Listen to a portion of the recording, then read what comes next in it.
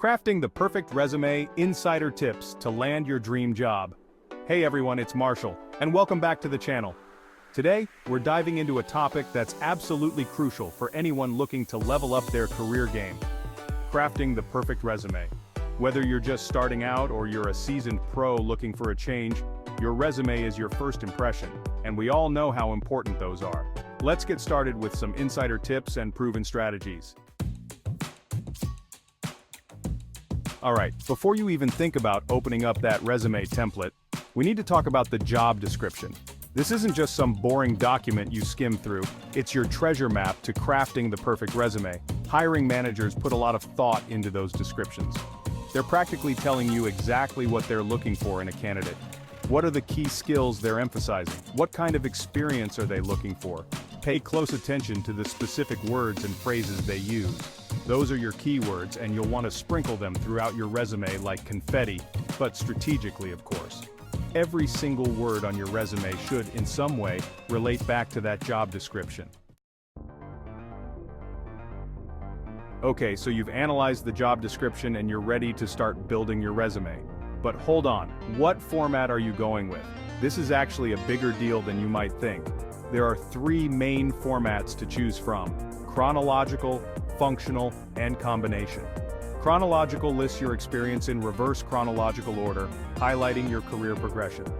Functional focuses more on your skills and abilities, which is great if you're switching careers or have some gaps in your employment. No matter which format you choose, make sure it's easy to read, well organized, and looks professional.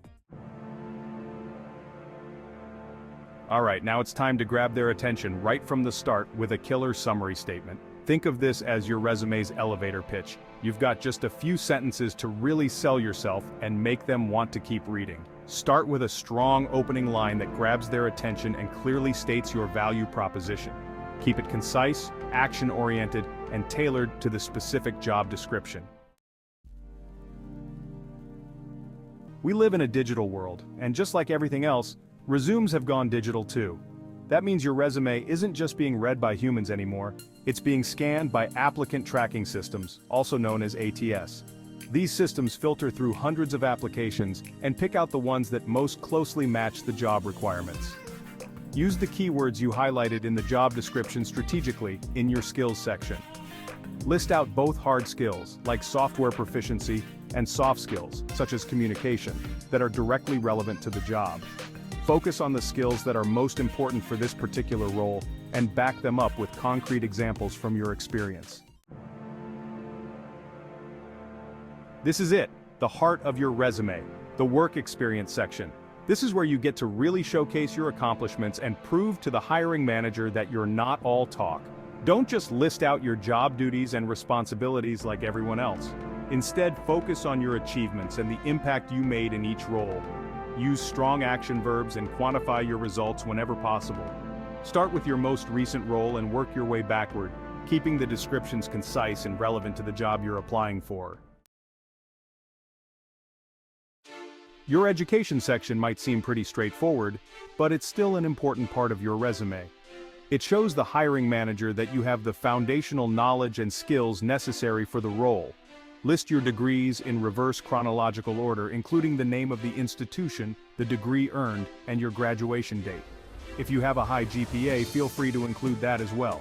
Think about any relevant coursework, projects, or academic achievements that might be worth mentioning.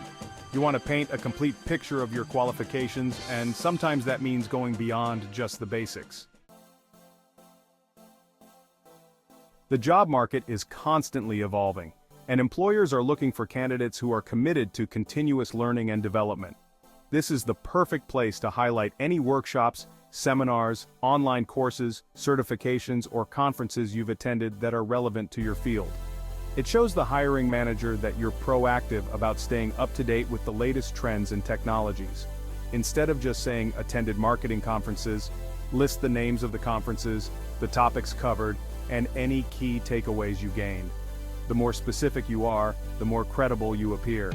Your professional development section is like a mini portfolio of your commitment to growth and improvement.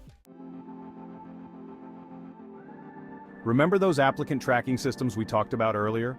Well, they're back, and they're hungry for keywords. Incorporating keywords throughout your resume is crucial for making it past these digital gatekeepers and landing in the hands of a human recruiter. But don't just start stuffing keywords in randomly like you're trying to win a SEO contest. Use keywords naturally and strategically throughout your resume, especially in your skills, experience, and summary sections. Think about the specific skills, software, tools, and terminology that are commonly used in your industry and for the specific role you're applying for. Once you master it, you'll be able to communicate your value effectively and increase your chances of getting noticed. You've poured your heart and soul into crafting the perfect resume, highlighting your skills, experience, and accomplishments in a way that's both impressive and ATS-friendly. But here's the thing. All that hard work can go down the drain if your resume is riddled with typos, grammatical errors, and formatting inconsistencies. A polished, error-free resume shows that you're detail-oriented, professional, and that you take pride in your work. Don't rely solely on spell check. It's notorious for missing errors. Instead, read your resume aloud slowly, line by line.